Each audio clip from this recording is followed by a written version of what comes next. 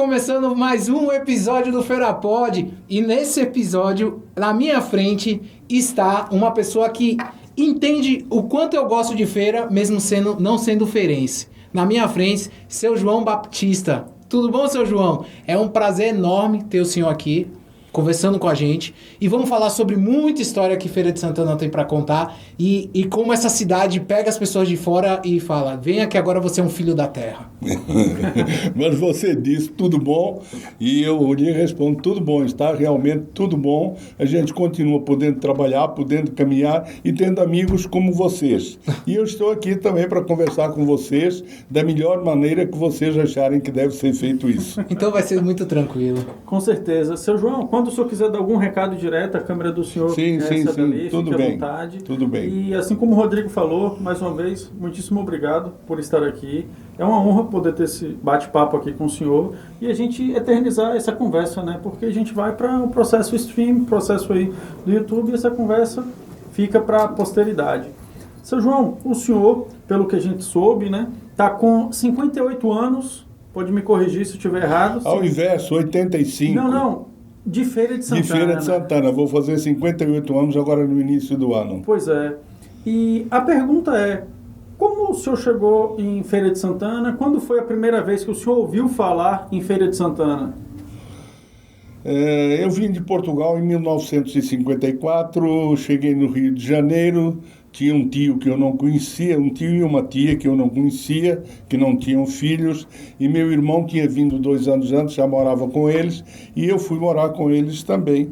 E ele, como tinha um grande empresário no Rio de Janeiro, me arranjou emprego logo numa loja para trabalhar, uma loja de atacado de tecidos. E eu cheguei no dia 18 de abril, fui tratar da documentação, no dia 2 de maio eu já estava trabalhando. Não foi no dia 1º, porque era dia do trabalho, já naquele tempo era comemorado o dia do trabalho, então eu já estava trabalhando. E depois de quase 3 anos trabalhando nessa empresa, eles me mandaram aqui à Bahia substituir um rapaz que era o vendedor deles aqui na Bahia, o vendedor da empresa, o vendedor dos tecidos da empresa, porque essa empresa era só de atacado. Naquele tempo tinha muito essas empresas de atacado. Isto não existia pronto. Tinha que ser feito por uma costureira, por um alfaiate, alguém que trabalhasse. Então se vendiam os tecidos em peças. E aí esse rapaz foi passar 6 meses em Portugal e me mandaram aqui vir substituir ele. Mas foi por isso que o senhor veio de Portugal para o Brasil? Não, eu vim de Portugal para o Brasil, eu não queria vir para o Brasil, eu queria ir para Angola. Mas como Angola estava sempre em conflitos, porque a minha ida para Angola era para eu entrar no exército. Eu tinha um certo grau de estudo já lá em Portugal e eu entraria como subtenente imediatamente no Exército. Mas só com 20 anos é que o serviço militar lá é considerado. Mas se você, naquele tempo que eles precisavam de soldados na África toda, que Portugal tinha algumas possessões na África, então a gente aos 18 anos, se não tivesse saído, já não podia sair, tinha que fazer o serviço militar, esperar até os 20 anos para fazer o serviço militar. Isso era rigoroso, não tinha para onde correr. Então eu com 17 anos vim para o Brasil, porque meu pai e minha mãe não queriam que eu fosse para a África, porque eu queria ir para o exército e era com medo de ter algum problema. Eu morria, de vez em quando morriam uns por lá, entendeu? Então, distante e morrer por lá, sabe, as famílias naquele tempo, os pensamentos, a gente muito tabaréu, muito do interior, agricultores, entendeu? Então aí eu acabei vindo para o Brasil para não... Portugal era pobre, era necessário que se entenda isso. Talvez não tivesse ninguém passando fome, não é essa pobreza que nós vemos hoje, mas era pobre. Ninguém era... nas cidades do interior, eram 1 ou 2 ricos, assim, ricos, mas não é muito rico, não, isso não existia. Então, todo mundo tinha o que comer, mas muitas vezes não tinha grande coisa para vestir, entendeu? Vamos falar assim, para entender o que é a vida que se levava. Então, esse rapaz saiu daqui, me mandaram para cá, eu passei aqui 6 meses, vim em junho e voltei em dezembro, mas aí eu conheci uma pessoa que estava de luto fechado, que naquele tempo o luto fechado era tudo preto, ficava a pessoa toda de preto, e eu olhei para essa pessoa e começamos a conversar, né? Eu, jovem, eu tinha 20 anos para 21, então começamos a conversar. Aí, quando nós... E com isso começamos a conversar, começamos a namorar. Ela era funcionária do Banco da Bahia, e eu estava aí e tal. Aí você vê, de lutos, em princípio, eu imaginei, é viúva, vamos aproveitar. Mas não era, então era jovem ainda, mais velha que eu, mas jovem. E aí eu voltei ao Rio de Janeiro. E essa pessoa, o pai dela estava de luto, do pai que tinha morrido, os irmãos que já moravam no Rio de Janeiro levaram os outros todos para o Rio de Janeiro, a mãe, e com isso ela também foi lá trabalhando no Banco da Bahia, fizeram a transferência dela para lá. E aí nós continuamos o namoro e acabamos casando. Mas aí eu conhecia a Bahia, mas só Salvador. Era isso que eu ia perguntar. A família dela era daqui de Feira de Santana, quer dizer, eles eram de vários lugares, Cachoeira, aqui, e Bom Fim de Feira, né? Sim. Mas aí eles moravam em Feira, moravam em Salvador já, mas tinham ido de Feira para Salvador. O pai dela era advogado Rábula, sabe o que é Rábula? Não. Sei. Que é o que conhece do direito, mas não tem... mas ele exerce o direito, ele só não pode dar sentença, ou fazer petições, entendeu? Mas ele fazia até as petições depois, era muito conhecido aqui. O nome dele em Feira de Santana é bastante conhecido. Tem até uma rua aqui embaixo com o nome dele, mas não tem placas, nunca colocaram. Péricles Macedo, Péricles Ribeiro de Macedo. Ele era uma pessoa bastante conhecida aqui em Feira. Bom, então a gente lá namorou, casou, e depois em 1962 eu vim à Bahia para conhecer os parentes dela, que eu não conhecia. E com essa vinda à Bahia, eu já vim com um filho, e vim à feira conhecer o pessoal que estava aqui, mas me ofereceram uma proposta. Eu era funcionário, me ofereceram uma proposta de sociedade numa empresa pequena aqui, que era de um português também, estava apertado, e eu tinha um dinheirinho, eu digo, vamos fazer negócio. E fiz negócio e vim embora. Foi a primeira vez do senhor em Feira de Santana? Sim. Nesse momento, sim, nessa vinda aí? Nessa vinda, é a primeira vez. Já em 1962. E aí eu aproveito para falar ao senhor que eu já perdi as contas aqui de quantos convidados que vieram aqui que relatam que, por conta de relacionamentos, por conta das mulheres feirenses, ficaram aqui. Os cabos acabam ficando por aqui. Então, o senhor... As mulheres têm esse poder, né? As mulheres feirenses aí estão com um poder muito grande, viu? Mas as mulheres no mundo todo têm esse poder, entendeu? Seu João... A gente diz que manda, mas não manda nada. Eu fiquei só curioso, porque eu gosto muito de história. O senhor disse que saiu de Portugal em 54. E você também falou que Portugal era pobre. Sim. É porque estava vindo do período pós-guerra? A Europa estava vindo logo do período pós-guerra? Sim. O senhor chegou a pegar... O senhor era muito novo, Eu era muito menino, talvez, mas me lembro de algumas coisas do pós-guerra. Não era tão menino já. Da Primeira Guerra, assim, eu era bem menino. Mas o senhor tinha próximo a 20, né? Em 45... Eu nasci em 36, eu tinha 9 anos. É isso que eu me lembro disso, mas eu me lembro, inclusive, como é que se chama? Você não podia comprar o que você quisesse. Racionamento. Um racionamento, havia um racionamento. E nós que éramos agricultores e produzíamos, éramos obrigados, e nós vendíamos os produtos, e o maior comprador dos produtos era o governo para distribuição. Trigo, centeio, batata, castanha, essa coisa toda. E nós não vendíamos os produtos todos e guardávamos. E aí, mas a gente tinha que guardar escondido, porque a gente guardava uma quantidade maior do que teria direito de guardar. Para se prevenir, o governo vinha e tomava, entendeu? Então, havia esse regime. Nós não produzíamos café, claro, não existe café. Então, a gente, para comprar o pó de café, tinha o direito de comprar tanto de pó de café, 1 quilo, de açúcar, isso também, enfim. Isso era tudo assim, tudo racionado. Sabe por que é interessante o senhor contar essa história?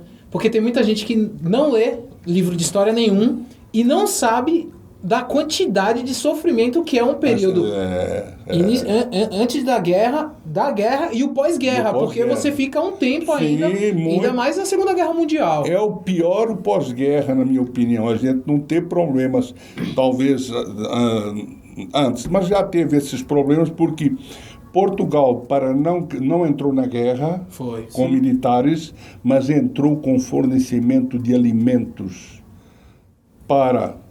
tanto para a direita quanto para a esquerda, entendeu? Então, precisou, para manter esse equilíbrio, fazer isso. E ele não tinha alimentos suficientes, por isso que ele fez esse racionamento para os de dentro de casa.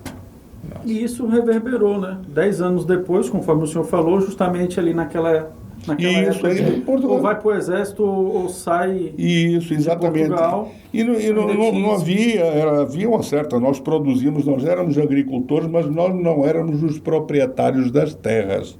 Nós éramos agricultores em terras de outras pessoas. De outra pessoa, era uma pessoa só que era dona, uma mulher até, que era dona dessas terras, e nós trabalhávamos a terra e o produto era dividido. O produto que não se usasse era dividido, o que era vendido era dividido.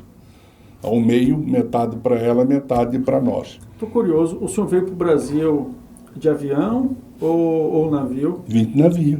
Quantos dias? Dias? 12. 12 dias? Eu achava que era mais. Já eram navios bons. Meu É. irmão, 2 anos antes, veio num navio velho italiano, um navio de carga horrível, entendeu? Segundo ele. E eu vim num navio novo chamado Vera Cruz. Quando a primeira vez que eu fiz uma apresentação sobre isso, minha vida, que Isailton me pediu, aí foi no palco do CDL e eu aí levei então as fotografias, um vídeo com o navio, porque ele entra na internet, você pega o Vera Cruz e tal, e outras coisas mais que eu fui pegando antigas aí. E eu vim de navio. Avião era um luxo. Não havia possibilidade, até porque, veja, só para você entender, eu vim para a Bahia em 1957, mandado pela empresa, e eu vim num DC-3 de bancos de madeira, bancos laterais, não eram esses bancos em fila assim, não. Bancos laterais de madeira, e saí do Rio de Janeiro às 7 horas da manhã e cheguei em Salvador às 4:30 da tarde. Porque eles não... tinha que abastecer. Ele abasteceu em Vitória, em Canavieiras, em Caravelas e depois Canavieiras. De Canavieiras ele foi direto para Salvador. Nós viemos almoçar quase 2 horas da tarde em Canavieiras. Imagine cruzando o oceano. Não fazia, eu acho que não fazia. Ele não tinha autonomia para isso. Não tinha autonomia para isso, não. Então, 12 dias dentro de um navio. Aproximadamente, assim, umas 200, 300... Não, devia ter milhares de pessoas. 1.000 pessoas? Mais de 1.000 pessoas, é muito grande. Era na época que estava tendo muito... no caso, a imigração. Imigração enorme. Então, pelo que o senhor está falando, ele, a depender, ele saía direto de Portugal ou ele fazia um tour pela Europa e... Não. Ele saía de Portugal só para trazer o pessoal para o Brasil. No nosso caso, saiu de Lisboa e foi até Vigo, na Espanha, para trás, por qualquer motivo. Eu não sei, o motivo era da empresa lá. Nós não tínhamos nada a ver com isso. E de lá ele voltou direto, parou na Ilha da Madeira, parou na ilha de Cabo Verde. Sim. E veio embora, então parou primeiro em Recife, depois em Salvador e depois foi para o Rio de Janeiro e seguiu para Santos. Foi parando assim. Para eu chegar até o Rio de Janeiro foram 12 dias, porque ele gastou um dia, quase 2, para ir a Vigo, andou para trás. Certo. Senão seriam 10 dias de viagem. E é interessante essa conversa, porque assim, a gente não está falando de um século atrás, a gente está falando de 58 anos. 68 anos atrás, entendeu? Então, isso. Assim, é um período de espaço muito curto. Muito curto mesmo. É curto para nós, mas é que o que acontece, se você imaginasse lá atrás, noutros tempos, era muito curto mesmo, porque as tecnologias não pareciam novas, mas aí começou, aí explodiu, aí a coisa começou a mudar tudo, entendeu? Então, realmente, parece que era curto. Para nós hoje, diante de como é hoje, foi uma vida. Uma eternidade. Aquilo, entendeu? Do jeito que são as coisas, do jeito que andam rápido, você está hoje aqui com uma tecnologia, amanhã já não é a mesma. Exato. Mas, no mínimo, daqui a 6 meses, ela já mudou mesmo. Exatamente. Já visto celulares, as empresas vivem pedindo para a gente atualizar coisas novas que eles estão colocando. Então, é uma situação assim. A viagem de volta, o senhor chegou a fazer, depois que chegou no Brasil? Cheguei, sim. Cheguei a fazer 38 anos depois. Nossa. Primeiro, eu não tinha dinheiro, porque depois que nós estávamos morando no Rio de Janeiro, nós resolvemos trazer o resto da família. Estava eu e outro irmão, organizamos a coisa e trouxemos meu pai, minha mãe e mais 3 irmãos. Éramos 5, isso, e mais 3 irmãos. Aí eles vieram em 57, logo no início do ano, 57. E aí, bom, enfim, aí ficou a família toda aí. A nossa... O núcleo principal. O núcleo principal da nossa família. E ficou todo mundo em feira? Ou Não, se espalharam no Rio de Janeiro. Ficaram pelo Rio. Tudo no Rio. O único que anda pelo mundo sou eu. Nunca ninguém saiu de lá. Eu sou meio nômade. Eu adoro esse contexto histórico, porque... A ideia do Ferapod é poder saber das histórias como essa, que é maravilhosa, porque de verdade, Sr. João, eu não vou em São Paulo de ônibus de jeito nenhum, porque eu acho demorado. Eu falo, o quê? De jeito nenhum. O voo de Salvador para São Paulo, capital, é 2 horas e 15 minutos. Aí eu fico imaginando fazer uma viagem de 3, sei lá, acho que ônibus é 3 dias, 2 dias, eu não tenho certeza. O senhor fez uma viagem de 12 dias de navio para vir pro Brasil. Não, e é do próprio avião, né? Que saía... E fora que o senhor... Pois é. Eu acho pior é do avião. E quando eu voltei 6 meses depois, você vê o que é a mudança. Eu voltei num avião da... Varig, Aspes, existia essas... Não, Varig não existia. Tinha Pané, acho que foi da Pané. Tinha Paner, Cruzeiro do Sul, acho que foi num avião da Paner, já um avião com 4 hélices, 4 motores, já puxando esse avião, o outro era de 2 e pequenos, entendeu?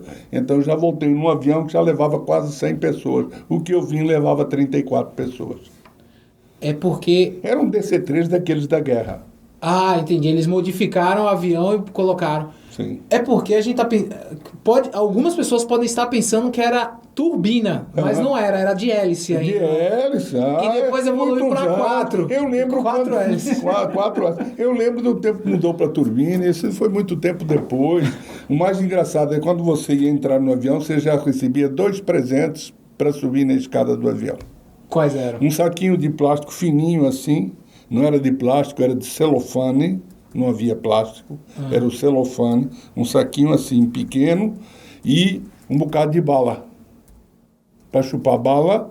E o saquinho, naquele tempo não havia caneta esferográfica. A caneta esferográfica veio exatamente no ano de 1957, mas ainda não tinha quando eu vim para cá. Certo. Aí a caneta, e isso era para colocar a caneta esferográfica, porque não eram pressurizados os aviões, não havia despressurização. Então o que acontece? A tinta vazava toda, melava a tua roupa. Aí eles davam um saquinho plástico com um negocinho para amarrar, você amarrava e deixava a tua caneta lá no bolso. Mas depois, quando você chegava, você tinha que pegar, tirar, lavar bem lavado e colocar a tinta. As balas eram alguma coisa relacionada à pressão? A pressão, sim, que era para obrigar você a ficar mexendo para o teu ouvido aguentar. Você fica mexendo a boca e tal, chupando bala. Era exatamente para isso as balas. eram fornecidas para isso. Você vê coisa Essa eu não interessante. sabia. Essa, É porque a Gol fornece bala também, mas Pois o é. intuito é pra não dar mais nada no Pra não voo. dar mais nada. Exatamente. Agora, Mas essa naquele daí de tempo era avião isso. pressurizado. E a gente, quando saiu, depois fez um lanche em Vitória e almoçou em Canavieiras. Mas cada um com o seu dinheiro. Ninguém dava Quando o nada. seu deslanche não era nada dentro do avião, né? Para quem está assistindo, não ficar achando que era serviço de boa. Não existia isso, que nada. Aqui, Nada, Você até para falou, dar fez as balas já almoço, fez tal subir no coisa. avião. Você não tinha nem água no avião. Tinha nada. Você bebia nos pontos onde parava. É, engraçado. É parecido no Com a rodoviária, viagem de ônibus com a hoje, que você para nos pontos para comer, na vez de lá de São Paulo, você pois para e era come isso. ali nos pontos de Era parada. isso. Pois eu ainda peguei esse tempo, né? Seu João, depois dessa introdução histórica da vida do senhor, da chegada do senhor ao Brasil, à Feira de Chegada à Santana, Feira de Santana. e aí o senhor falou que virou um empresário, um sócio de um outro português aqui em Feira, correto? Não, em Salvador. Em Salvador. Aí foi, eu não vim, quando eu vim dessa coisa, eu não vim logo à feira, vim visitar, mas Certo. aí eu morava, quando eu fiz isso, fechei sócio, me mudei para Salvador. Certo. Fiquei morando em Salvador. Já era com panificação? Não, não. Uau. Panificação para mim veio muito depois, veio aqui em Feira já. E aí, quando que nesse momento que sai do Rio, vai para Salvador, o senhor acaba em Feira? É porque acontece o seguinte, quando eu desmanchei a sociedade, tinha um pessoal de uma empresa chamada Jacarandá Móveis, já não tem mais, então não é nenhuma propaganda mais. Mas pode falar, se for propaganda. Jacarandá fazer o seu Móveis merchan, pode fazer. em Salvador, e os donos da Jacarandá Móveis me conheciam de uma outra empresa que eu trabalhei. Eu trabalhei 4 anos na primeira que eu falei, e uma outra que eu trabalhei mais 4 anos, dos 8 que fiquei no Rio de Janeiro, que era uma fábrica de móveis em cana da Índia, em junco e em metais amarelos, que era uma moda muito grande naquele tempo. E eu era gerente da empresa, gerente da fábrica e das 2 lojas, entendeu? E aí, eles me conheciam porque eles eram nossos clientes dos móveis. Eles eram sócios de uma loja de departamentos, a primeira loja de departamentos da Bahia, chamada Duas Américas, que era de um português também, parente nosso, Armando Almendra, que era o nome dele. Ele tinha parentesco, era casado com uma parenta da família de João Marinho Falcão, daqui de Feira de Santana. Então tinha também esse vínculo com a terra. Mas aí então a gente, como é que eu dizia do que era que nós estávamos falando? Como o senhor veio parar em Feira? Sim, pois é, então aí eu fiz esse negócio e a gente todo fim de semana vinha à Feira de Santana visitar os parentes, não, quase todos, nem todos, de vez em quando a gente vinha. Minha mulher queria vir muito, então a gente vinha. E aí o negócio não deu certo com esse português. Ele era muito atirado para fazer as coisas e queria comprar tudo, sem dinheiro ou com dinheiro, queria comprar tudo. Fizemos uma compra, compramos uma empresa de pincéis e vassouras lá em Salvador, uma empresa famosa, até uma empresa boa. E depois ele queria comprar mais um terreno imenso ali na Barro Reis. Um terreno muito grande, isso vai valorizar, estavam começando a abrir aquela avenida, tudo bem, quanto é, como é que paga? Paga assim essa. Não vou. Ele disse, não, mas aí se aborreceu comigo, porque eu não fui, e eu disse, tudo bem, você fica, eu só tinha 40% da empresa, ele tinha 60%, você, se quiser que eu fique, eu não tenho dinheiro para pagar os teus 60%, você tem que me dar um prazo de 2 anos, é minha proposta, mas se você quiser me pagar, eu dou um prazo a você menor, porque você não precisa de um prazo tão grande, o nosso contrato diz que é 1 ano, eu dou o prazo de 1 ano para você me pagar a minha parte. E ele aí ficou. Ele que já andava mal quando eu cheguei, depois ele quebrou em pouco tempo, porque é muito atirado. Entendeu? Então acaba quebrando, né? As coisas são assim. E aí eu vi esse pessoal, então, dessa loja que já me conhecia, me chamou. Eles vão montar uma sociedade em Feira de Santana, eu quero abrir uma loja lá. Porque eles foram também da Suprema Móveis. Um deles era da Suprema Móveis, que já tinha uma loja em Feira de Santana. E aí eles queriam vir para cá. Aí viemos abrir essa loja, chamada Jacarandá Móveis, também ali na Conselheiro Franco, vizinho ao Banco, ao Baneb, Banco da Bahia, que vocês não era ali, era lá na esquina, junto à Praça dos Remédios. Que eu já ia falar se o Baneb era ali onde era o Bradesco. Não, hoje. não. Era lá na Praça dos Remédios. As casas eram muito menores, até os bancos eram muito menores. Depois já começaram a fazer essas Então casas era ali perto enormes. onde era o Banco do Brasil hoje, mais ou menos. Não, era mais para cima ainda, era na Praça dos Remédios mesmo. Que é aquela esquina de um beco estreito que tem ali na Praça dos Remédios. Sei que é onde é o Banco do Nordeste. Subindo o hoje, Conselheiro que é mais- Franco. que já é mais Depois perto. do Banco do Nordeste, 3 casas ou 4. Entendi. E ali, vizinho deles, eu aluguei 2 casas, 2 lojas grandes aí, que eram do mesmo dono, mas divididas. E eu aluguei as 2 para fazermos ali a empresa Jacarandá Móveis de Santana. Isso em 64 para 5. A data exata eu não lembro agora. 64 perto de 65. 64 fim de ano, vamos dizer assim, talvez outubro. Foi, fim de ano assim, que eu me lembro que eu vinha alugar casa aqui e tudo, e foi já aí perto vem do fim do outro ano. marco histórico também, né? Que a gente está falando aí de 64. No Brasil é quando tem o A Revolução. processo, exatamente, Isso, da ditadura exato. militar. Isso. Impactou o negócio e, caso sim, de que forma? Não, nós aqui no interior não sentimos muito esse impacto, não. Não sei, eu não vi ninguém se queixando propriamente dito disso aqui. Não aconteceu nenhum problema. O que havia era uma espécie, não era uma ditadura, mas havia uma fiscalização. E tinha um tal de capelão aqui em Feira de Santana, que era capitão do exército e era capelão. E ele de noite saía vigiando, encontrava as pessoas, não, vá para casa, sua mulher está em casa, vagabundo, não sei o quê. E aí Ele era bravo. tinha que ir, né, depois desse convite aí para ir para casa, Sim, tinha que ir para casa. se não fosse... Se não fosse, ele arrastava, botava no fundo do jipe. Ele andava num jipe com um outro soldado, que era quem dirigia, e aí ele botava no fundo do jipe, se não fosse. E aí só Deus sabe para onde é que a pessoa ia. Se daquele tempo a gente tem dificuldade de saber para onde ia mesmo. O que acontecia. Mas eu era muito amigo dele, eu me dava muito bem com ele, sempre soube fazer amizades, aí eu não tinha problema. Não era nenhum. bom ser inimigo desse cara. Não, viu? também acho, Não convém. Qual foi a grande mudança que o senhor observou desse período aí, que ali onde o senhor estava mais ou menos com a loja, bem próximo ali, passou atualmente por um processo de requalificação, né? Sim.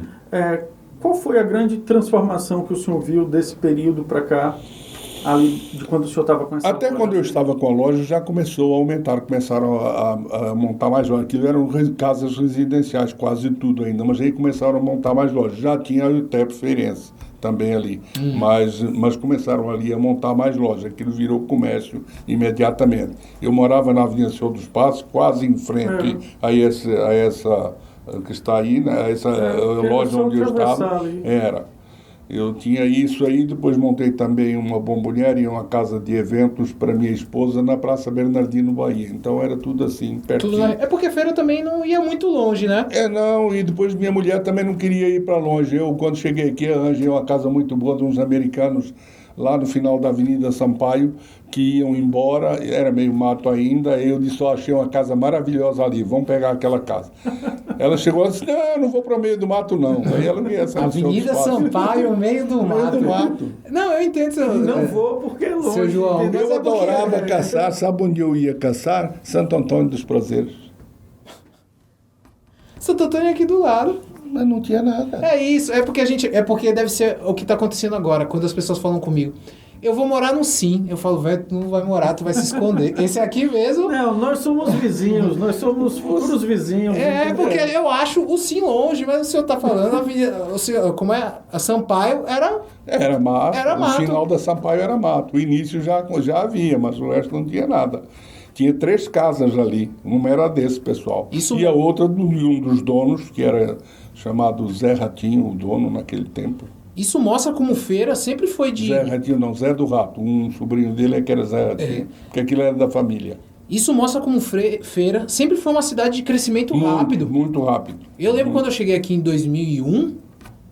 Caramba, do que eu vi de 2001 para hoje, 2021, é surpreendente. E o senhor está falando, contando essas histórias. E como o Diego falou, não é um longo período de tempo. Não.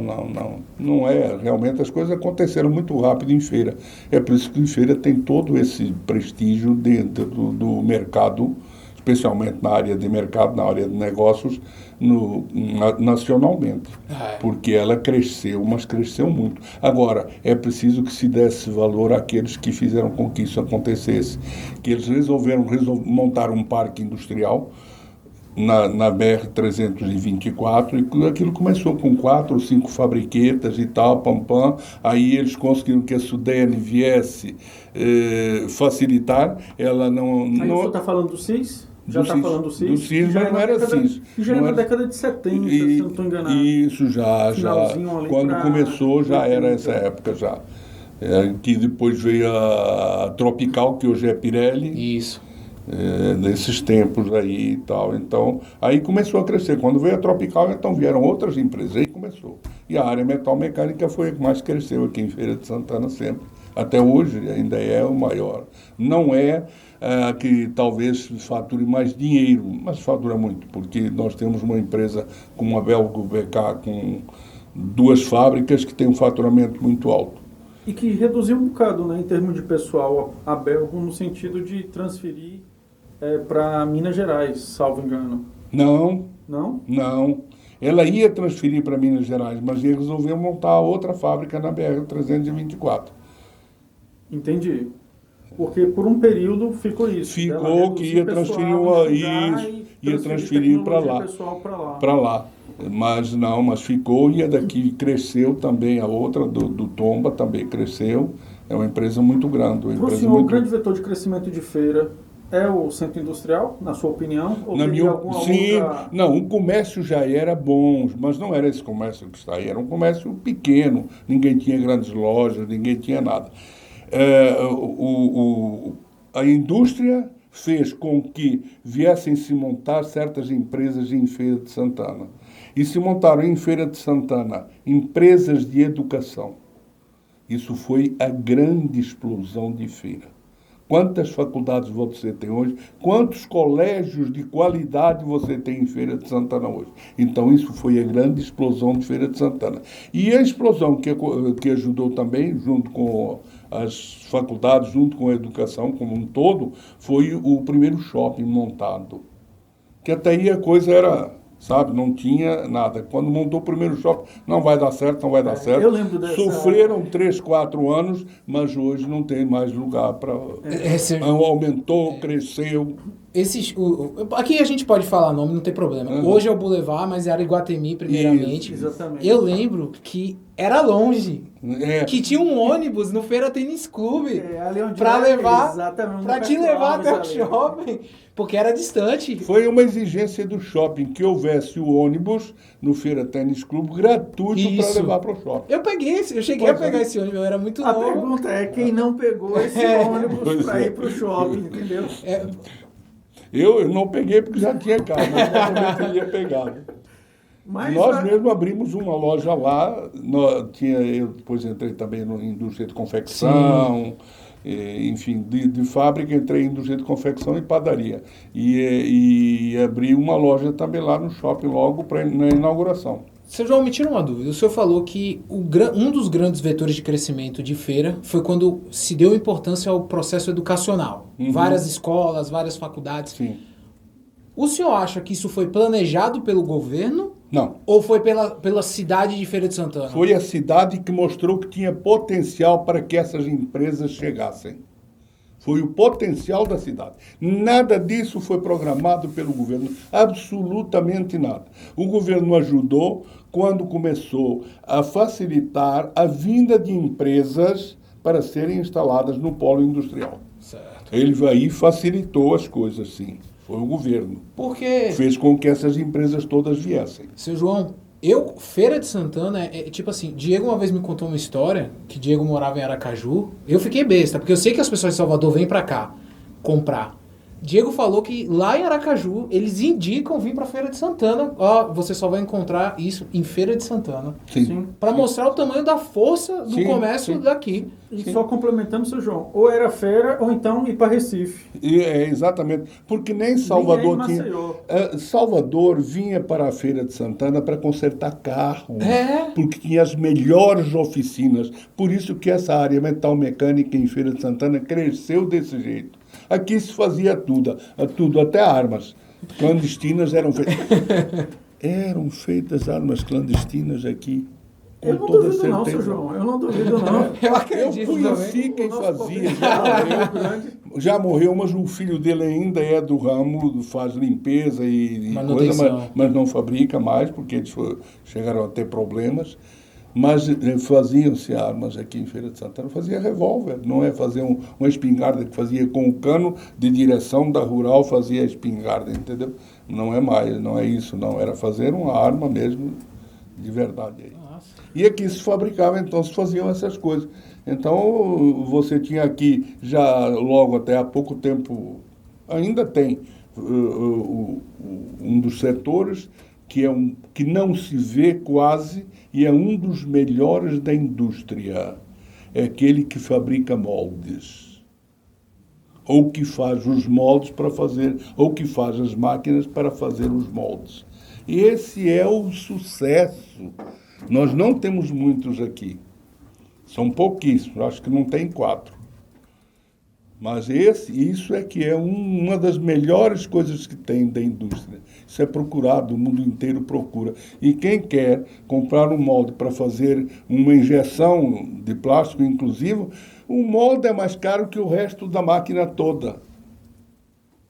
Porque aquilo tem que ser perfeito para ter automação. Ou é perfeito ou não vai ter automação que funcione. E eu já vi um empresário do setor de confecções falando sobre isso. Que ele guardava 7 chaves, o molde que ele tinha. Era o molde, já é o molde da camisa, da calça, da bermuda. Não, era de uma máquina.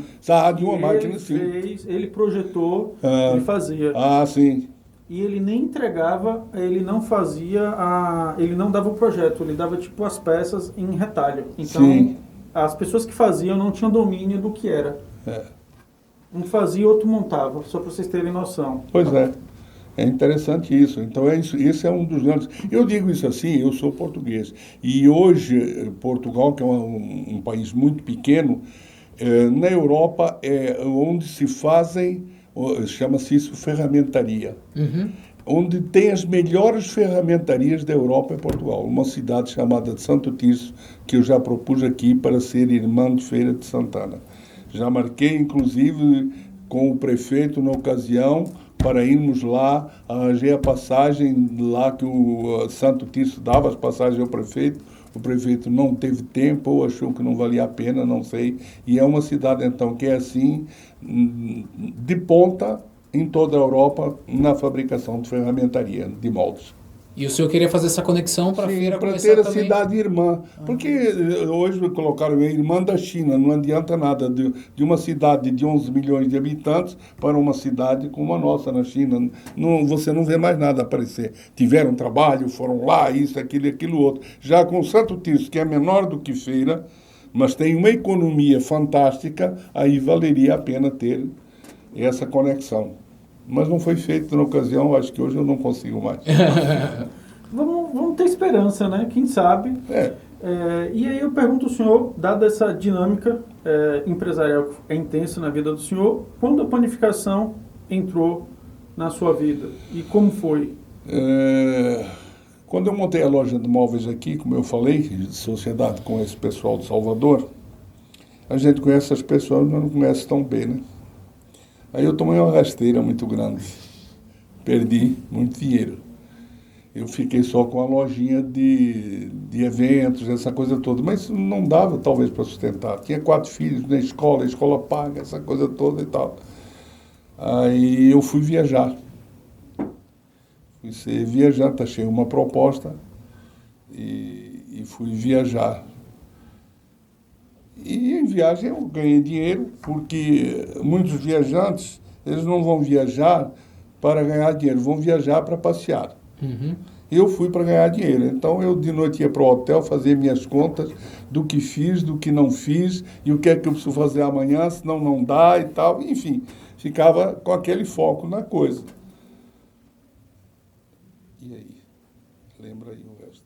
E como foi que virou a panificação? O senhor chegou na panificação? Sim, aí então eu fui, mas nesse momento eu achei, depois já montei um escritório de representações e tal, a coisa foi melhorando. E nessas viagens eu achei outras representações no Rio de Janeiro, aqui na Bahia, enfim. E eu já não viajava só com tecidos novamente, que eu conhecia bem, eu era viajante de tecidos aqui também. E aí, de repente, surgiu uma padaria pequena, aí no final da Senhor dos Passos, à venda. Era uma casinha pequena, uma padaria vagabunda pequena. Eu digo, bom, esse é um negócio que eu tenho que montar já. Eu já estava nessa ocasião com outras representações, inclusive açúcar, que dava muito dinheiro. Eu já estava ganhando muito dinheiro, mas não tinha feito patrimônio, a não ser alguns terrenos comprados por aqui e tal, essa coisa, mas não tinha feito outros patrimônios. Eu digo, não, deixa eu montar um negócio aqui. A gente passeava muito, tinha dinheiro, ganhava-se bem, mas não tinha ainda atentado para a necessidade de pensar no futuro. Aí passamos a pensar. Aí surgiu essa padaria para vender, eu digo, vou comprar. Aí compramos a padaria junto com meu compadre José Carlos da Soft Pão. Não sei se vocês conhecem. Eu conheço a Soft Pão, mas o José Carlos não. O dono, ele não explora mais hoje. Getúlio. Mas o dono já não explora. Depois nós entramos com a padaria, depois eu já tinha as representações de açúcar, entramos numa sociedade para nós começarmos a comprar o açúcar e vender, não ser só representante. Então aí nós ganhamos dinheiro realmente nessa ocasião, eu e ele. Então a nossa vida melhorou ali, para todos os dois melhorou ali, com isso. E é assim que eu vim, então comecei na panificação. Montamos uma padaria depois. Essa aí, fizemos uma reforma nela. Quando terminamos a reforma, que era pequenininha, uma coisinha pequena, aí arrendamos uma outra nova que uma pessoa tinha construído, mas não ia explorar, lá na Cidade Nova, uma padaria moderna já. Arrendamos na mão da pessoa, depois compramos o maquinário na mão da pessoa, depois compramos o prédio na mão da pessoa, compramos um outro prédio vizinho também. A coisa estava funcionando bem, entendeu? Virou uma rede. Virou uma rede. Nós chegamos a ter 4. Chegamos a ter 4. Embora as outras fossem menores, mas tínhamos 4 padarias. Mas depois nós acabamos a sociedade, ele ficou com as da Cidade Nova e a da Marechal e a daqui do... Quem sai aqui para a BR-116, no Marajó. No Marajó. Ficou com essas e eu fiquei com a da Senhor dos Passos. Só fiquei com ela. Entendeu? Então, a gente ficou assim e aí continuamos os nossos negócios. Cada um continua o seu negócio. Mas ficamos amigos, somos amigos até hoje, amigos e irmãos. A filha mais velha dele, que é advogada até, e ela é minha afilhada. Então a gente é amigo. Ainda são bem amigos. O senhor, por ser português, todo mundo acha que já tem essa intimidade em fazer pão. No caso do senhor, já era assim também? Bom, pode pensar que tinha alguma intimidade, mas é totalmente diferente do pão que eu fazia para o pão que é feito. Lá em Portugal, no interior, as casas de agricultores que moram nas fazendas, que lá se chama quinta, que moram nas quintas, eles tinham um forno de barro feito dentro de casa ou na lareira mesmo, na parte da lareira, na última parede, fazia esse forno e o forno era de lenha, né? Sim. Como é o de pizzaria hoje. Sim. Exatamente igual ao de pizzaria hoje. Que você joga, bota a pizza lá e a lenha está ardendo lá dentro. Essa coisa. Então a gente fazia o pão lá. Eu era o ajudante de minha mãe é que fazia esse pão para casa. Quase que só se fazia pão de centeio. De trigo muito pouco, porque o trigo era muito valorizado para vender. Então a gente precisava ter economia melhor, meu pai achava que era melhor vender e comer centeio, que é um pão até que alimenta mais, tem um teor de ferro muito maior, enfim. Agora é um pão pesado, não tem o mesmo sabor. O pão é mais pesado, então ele só centeio puro, é pesado, e o sabor é bem inferior ao do trigo, né? O modelo da padaria que o senhor teve na Senhor dos Passos não tem nada a ver com essas mega padarias que existem hoje em dia? Não, porque nós fomos líderes assim ainda em Puxado. Depois é que apareceram essas padarias. Eu já não estou com padaria desde 2004. Certo. E foi daí para cá que começaram a acontecer essas padarias melhores dessa forma. Quem começou primeiro foi a Cairós e a Rios. A Rios e a Cairós. Depois veio a Fornari, que tem essa grande padaria. Porque se tornou quase um supermercado a padaria. Não chega a ser um supermercado, mas é uma loja de conveniências. Conveniência. E tem o espaço gourmet. Exatamente. Os restaurantes, que é uma outra coisa que dá um bom negócio. Eu nunca quis, minha esposa quis montar ainda. Antes desses começarem, eles já queriam. Eu digo, não quero isso. Não quero, eu quero ir para casa e dormir. Seu João, o senhor, como eu posso chamar uma pessoa ligada no ramo da panificação, gostaria de saber por que o pão virou o maior vilão de qualquer dieta. Por que todo mundo culpa o pão? A primeira coisa que você vai no nutricionista, qualquer médico, corta o pão. Mas O senhor por quê? concorda com isso?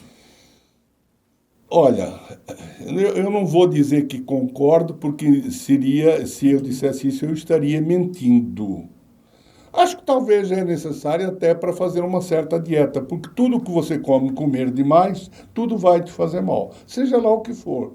Até a alface, se você comer demais, ela vai te fazer mal. Sim. Com toda certeza. Então, se você comer o pão regrado, você não vai ter problemas, a não ser que você tenha rejeição ao glúten. Senão você não tem problemas. Se você tiver rejeição ao glúten, você pode ter problemas.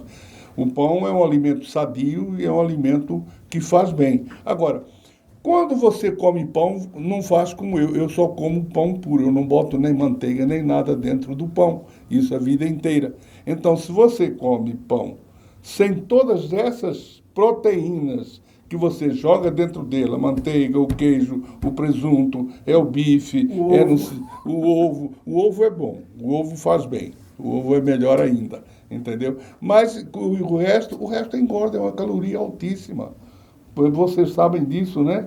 O queijo, o presunto. E aí a culpa Inteiro eu defendo isso. Criminalizaram o pão. eu vou estar criminalizado mesmo, senhor João. Pois é isso, mas mesmo assim continua se vendendo muito, porque é um alimento que está pronto. E depois você pode pensar, vamos dizer, porque o beiju, porque não sei o quê. Primeiro, o beiju não tem o mesmo contexto, e não tem proteína. O que é de mandioca, a proteína é baixíssima, não é igual ao pão, que tem uma proteína boa. Para quem pode comer e não faz mal o glúten, é uma excelente proteína o pão, é uma excelente proteína. E o pão é gostoso, viu? Ô, bichinho gostoso. Seu João, a gente já está aqui nos encaminhamentos aqui, mais do meio para o fim, como a gente sempre diz. Mas assim, aproveitando, como surgiu a FIEB na vida do senhor nesse processo, para a gente poder dar essa contextualizada? O senhor já estava falando aqui em indústrias. Para chegar na FIEB, eu vou caminhar primeiro pelo Centro das Indústrias de Feira de Santana. Eu, quando estava com padaria, então foi fundado o Centro das Indústrias de Feira de Santana em 1965. Aí me chamaram para ser associado lá também, porque eles precisavam de associados. Para sobreviver, precisa de associado a essas entidades. Me chamaram e eu aceitei. Sempre fui ativo nessa parte. Digo, não, vou participar, tudo bem. Comecei a participar das reuniões. Me deram logo um cargo na diretoria, daí depois resolveram me colocar como presidente. E criamos aqui uma associação dos panificadores em Feira de Santana, mas eu vi que o ideal não era a panificação, o ideal é o sindicato tem muito mais poder e muito mais ocupação e muito mais status também o sindicato. Porque para ter um sindicato, você tem que registrar no Ministério do Trabalho e é selecionado. A associação não tem nada disso. Então, eu resolvi também fazer o sindicato. Tinha feito a associação, resolvi fazer o sindicato. Aí fizemos um sindicato de panificação. E as indústrias... panificação é uma indústria. Panificação é indústria. O CNAE de panificação é indústria. Então, eu vi que as de Salvador eram filiadas à Federação das Indústrias. Aí eu quis filiar também o nosso sindicato à Federação das Indústrias. Faltava, vou colocar algumas coisas, aprontamos isso e filiamos ele à Federação das Indústrias. E com isso eu fui ser também diretor da Federação das Indústrias. Antes eu já era do Centro das Indústrias do Estado da Bahia, CIEB, não CIFES, que aí quando Quando me chamaram para lá, a primeira coisa que eu assumi foi o CIFES, Centro das Indústrias de Feira de Santana. Depois disso é que veio. Que não tem o CIFES, não tem cadeira na Federação das Indústrias. A Federação das Indústrias é só sindicatos industriais. É que são os donos da Federação das Indústrias. Eu diria que são assim, os acionistas, donos mesmo da Federação das Indústrias. São os sindicatos industriais. Todos os diretores que você vê ali, eles são de um sindicato industrial. O presidente é de um sindicato industrial. Qual é o mais forte? Dos sindicatos? É o... Não, tem sindicatos muito fortes, naquela região de Camaçari, daquelas indústrias, aqueles sindicatos. O dos químicos é forte. Não, talvez não seja o dos químicos, mas tem sindicato, porque você tem um sindicato, como eu falo, do metal mecânico, de fábricas, de máquinas, essa coisa toda, que é muito forte, eu digo forte financeiramente. Porque tem sindicatos grandes, como o nosso de panificação, é talvez o maior do estado da Bahia, com mais empresas, maior número de empresas, mas são microempresas, quase todas. Mas o nosso é o maior, talvez. Porque quando eu fundei o sindicato, eu fundei para o estado da Bahia, exceto Salvador, que já tinha um sindicato de panificação. E aí veio um convite da FIEB para o senhor assumir a presidência? Não, veio o convite para assumir a vice-presidência. Eu nunca fui presidente da FIEB. Não teria condição para isso. O convite para assumir... Houve uma ocasião, uma disputa de presidência da FIEB, e eu apoiei um outro que perdeu a eleição. Por acaso, perdeu a eleição, porque houve o governo do Estado apoiando o outro e pressionou as empresas e os sindicatos dessas empresas grandes lá de Camaçari e de Salvador, dizendo, se vocês não fizerem, eu prejudico vocês. Você sabe que tem muita política em tudo. E nós perdemos a eleição por isso. Perdemos a eleição por uma besteira. E aí, então, quando nós perdemos a eleição, eu aí deixei de participar da Federação das Indústrias.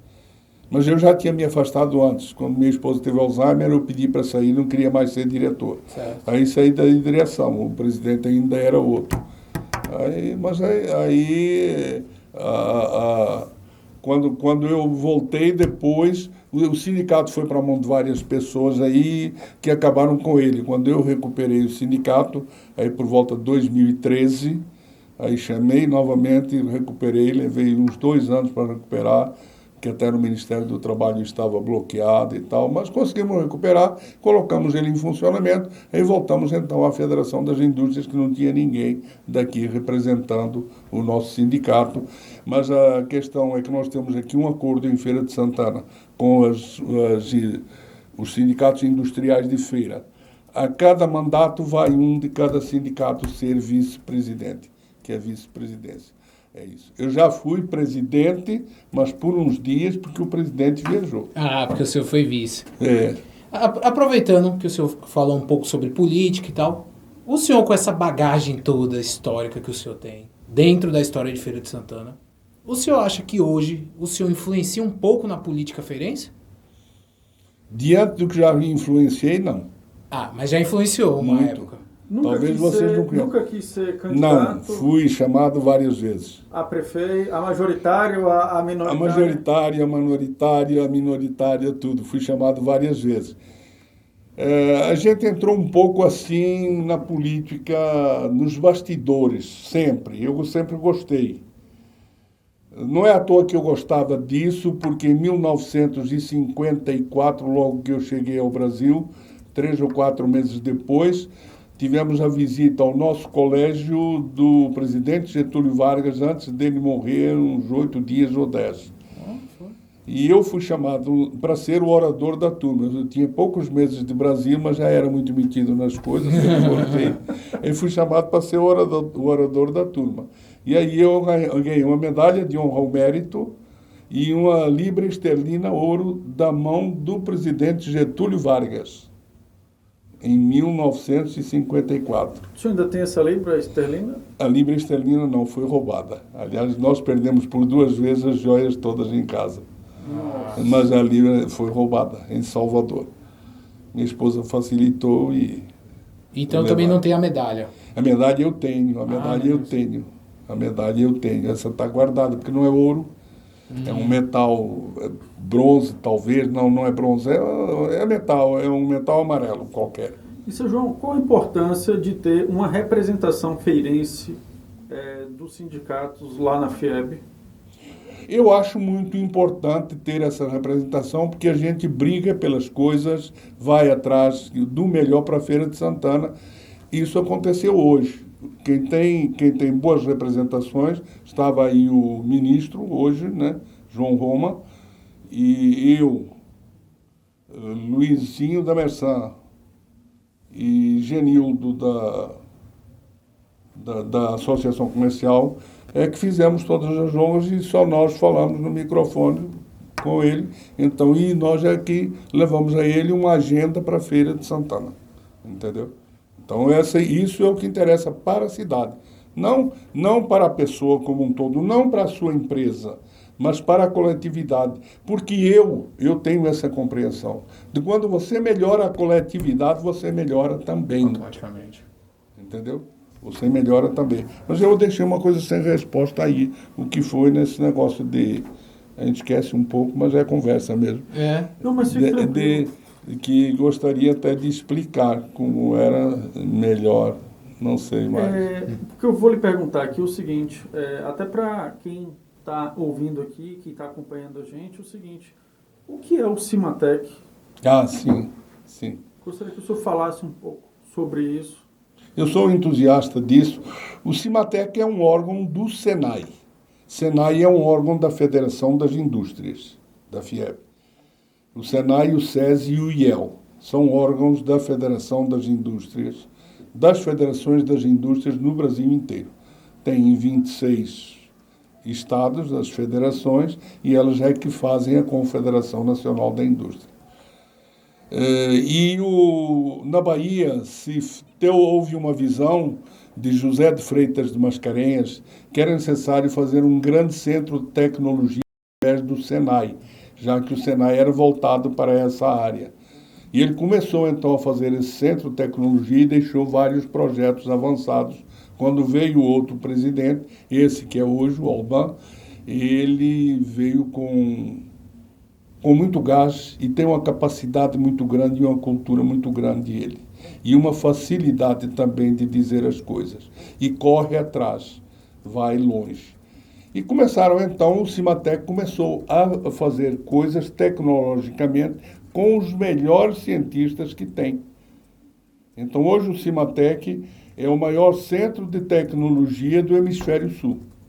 Não é da América Latina. De todo o Hemisfério Sul, o maior centro de tecnologia que tem hoje, um centro integrado de tecnologia. Pode haver coisas grandes, uma empresa, grandes coisas, mas como centro de tecnologia, de formação de pessoas, é o Cimatec, distante de todo mundo, porque há 3 anos atrás eu trouxe, em 2019, eu trouxe aqui um diretor de um centro de tecnologia da Europa, um grande centro de tecnologia da Europa, e levei ele para conhecer o Cimatec. Ele ficou impressionadíssimo e disse, só vocês têm isso. Ninguém mais tem. E o Cimatec fica onde? Fica em Salvador e em Camaçari. Tem em Salvador, lá na Orlando Gomes, um grande centro de tecnologia de todas as áreas que possam imaginar, inclusive na área de saúde. Na área médica há muita pesquisa lá, inclusive vamos ter em pouco tempo uma vacina diferente um pouco destas que nós estamos tomando hoje para a Covid. Vamos ter um medicamento para a Covid que está sendo também desenvolvido lá, no Cimatec. Nós temos um grande cientista, Roberto Badaró, doutor Roberto Badaró, que ele era cientista nos Estados Unidos e foram buscar para trazer para cá. E já se trouxeram mais outros também. Então, vale a pena até conhecer o Cimatec. Eu propus há pouco tempo aos nossos diretores do Cimatec, eu levei o prefeito daqui, mais 26 secretários, para conhecer o Cimatec há 1 mês e meio atrás, mais ou menos. Sim. Eles adoraram, né? E prometi que levaria o pessoal da imprensa de Feira de Santana para conhecer o Cimatec, que vale a pena conhecer, vale a pena para entender o que é. tem grandes computadores, mas grandes computadores. Não cabe nessa sala, nem 2 salas dessas talvez sejam o suficiente para colocar um computador. Esses computadores são, assim, fantásticos, refrigerados à água, não é um negócio, um ar-condicionado, nada, é refrigerado à água. São imensos esses computadores, vale a pena conhecer. Uma das coisas que vale a pena. Os últimos computadores que foram colocados, um foi em fim de outubro de 2019 e o outro dia 11 de novembro de 2019 e um de 20 e pouco de outubro de 2019. Um fui eu que inaugurei, era quando eu estava na presidência. Fui eu que inaugurei ele com as autoridades todas, com o Estado, com tudo. E o outro foi já o presidente que já tinha voltado de viagem. Então, mas são computadores que custaram assim fortunas. Imagina. Seu João... E foram doados por empresas. Não foi o Cimatec que comprou. A Ford acabou, não é verdade? Sim. Sabe quantos engenheiros elas têm trabalhando na Bahia, no Senai Cimatec de Camaçari, o Cimatec Park? Sabe quantos tem? Entre 600 e 800 o tempo todo. Nossa. Fazendo todas as pesquisas da Ford que ele precisa do mundo todo. Todas estão sendo feitas no Cimatec aqui em Salvador. As pessoas não sabem. O tamanho da importância como o Cimatec. Pois é, entendeu? Seu João, com esse contexto histórico todo, porque a gente já está entrando realmente na reta final... Sim, como vocês quiserem. Como o senhor imagina o futuro de Feira de Santana? O senhor passou por muita coisa, né? Daqui a 10 anos. Sim. Uns 10 anos, daqui uns 10 anos. Eu vou te responder isso, mas vou responder a outra coisa, quando você falou da política também, eu acabei não respondendo corretamente. Certo. Eu lancei como candidato a prefeito Josué Melo naquela ocasião, não sei se vocês se lembram, né? Fui eu que lancei, eu e mais 2 outras pessoas que levamos a campanha dele até o final. E depois, antes disso, eu tinha sido convidado para ser deputado estadual pelo Dr. Colbert Martins, pai. O pai. Sim. O filho era candidato a deputado federal e ele me chamou, mesmo sabendo que eu era um pouco do outro lado, ele me chamou e disse: João, eu quero, porque ele tinha uma atenção comigo muito grande. Eu quero você aqui.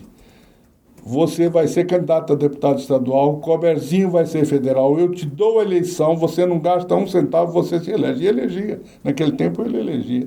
E você se elege. Muito obrigado. Não, o senhor prefere eu os gosto bastidores. da política do bastidor. Isso. É essa política que eu gosto, de estar aí, enfronhado nisso, entendeu? Então, depois é que eu lancei, então, a gente trabalhando nisso, lancei o Josué Melo, na ocasião queriam que fosse eu candidato a prefeito. Eu não quero, eu não aceitei secretaria, tanto de Estado quanto de Prefeitura, que me ofereceram várias vezes, eu nunca aceitei, porque não é meu jeito, não sei, eu gosto de estar ali, falar, e na hora que eu não quiser, eu saio, caio fora e pronto, não tem problema nenhum, entendeu? E desses bastidores, como o senhor imagina a feira? Sim, é isso. Então, Feira de Santana tem tudo para crescer. Hoje o comércio é muito forte em Feira de Santana. O comércio é forte, o comércio está muito bem. Em matéria de PIB, em relação à indústria, ele ganhou muito já agora. Porque nós temos no Brasil um processo de desindustrialização. Correto. E Feira não está à margem disso. Está também tendo problemas muito grandes. Então o comércio disparou. Graças a Deus que ele tem sustentado e fazendo com que Feira seja essa força que é hoje. Entendeu? Então, eu acho que o comércio é muito forte e Feira tem muito... É claro que outras cidades podem crescer e chegarem até mais próximo, como já estiveram mais longe, já estão mais próximos, como Vitória da Conquista, né? Que Sim. Era uma cidade que era bem menor, era menor que Ilhéus de Itabuna. Ilhéus de Itabuna se acabaram com o problema do cacau e Conquista continuou crescendo. Mas ainda é quase a metade dos habitantes de Feira de Santana e o PIB é menos da metade do PIB de Feira de Santana. Muito menos da metade do PIB de Feira de Santana. Então, Feira de Santana ela já vive sozinha, ela já não está precisando de apadrinhamento. E enquanto os políticos entenderem que eles é que fazem com que as coisas são desenvolvidas por eles, o desenvolvimento não vem. O desenvolvimento só vai vir quando o empresário entender que ele é que faz parte de todo o desenvolvimento e o político ajudar para que o empresário possa se desenvolver de uma forma que atinja toda a comunidade. Que o coletivo seja visto de uma forma maior. Mas o político tem muito interesse pessoal, isso tem se visto muito aqui, e esse aqui é o grande problema. Mas se os governos ajudarem o empresário, não é dar dinheiro ao empresário, não. É tirar das costas dele a carga que ele tem, que não é necessário que seja. É facilitar o que precisa de facilitar e resolver os problemas que precisam ser resolvidos. Não fica deixar de criar dificuldades. Entendeu? O dia que os governos entenderem isso e fizerem isso, isso vai disparar aí. Feira de Santana vai longe, porque tem tudo para crescer. Eu vejo o futuro de Feira de Santana. Não se pode dizer muito bom que hoje em nenhum lugar do Brasil se pode dizer que vai ser muito melhor, essa coisa toda. A gente não sabe como é que vão ficar as coisas, então pode de repente haver um recuo. Mas de qualquer maneira, Feira de Santana ainda vai ser pioneira em muita coisa e estar na frente de todas as outras cidades, como está hoje, diante de quantas capitais do Brasil Feira de Santana está. Então, isso com certeza vai acontecer. E a gente quer que isso aconteça, que a gente ame essa terra. Com certeza. Seu João, o nosso muito obrigado por essa conversa, por esse bate-papo aqui, por nos contar um pouco da sua história e trazer curiosidades. Nunca imaginei seu João servindo no Exército e no Exército ainda em Angola, no país de Angola. E isso foi muito gratificante, a gente poder conversar e a gente poder, digamos assim, contextualizar mais Feira de Santana nesse cenário industrial, nesse cenário local. E aí, ali está a câmera do senhor, por favor, suas palavras, suas considerações finais. Ali para quem está nos assistindo até o momento. Tá bom, até estamos tendo assistência também, tá bom, tá ótimo. Tá bom. Não, agradecer a vocês, e especialmente o Diego, que foi quem teve o contato comigo, porque a gente já se conhece há mais tempo. Agradecer muito por poder estar aqui conversando. Vocês não têm ideia como isso me faz bem. A gente poder contar a vida da gente, sabendo que não está contando a vida de nenhum bilionário, de nenhum rico, de nenhum que não tinha muito menos, mas tem muito mais. E o importante, eu tenho muito mais conhecimento, porque todos os dias eu estou aqui conversando com vocês e ouvindo vocês, e para mim eu estou aprendendo. Se eu for inteligente, eu tenho que entender isso e guardar aquilo que muitas vezes eu nunca vi e passei a ver. Então, agradecer muito a vocês por isso e pedir com que a nossa terra, Feira de Santana, tenha sempre esse desenvolvimento e esse crescimento e essa acolhida que ela dá a todos aqueles que vêm de fora.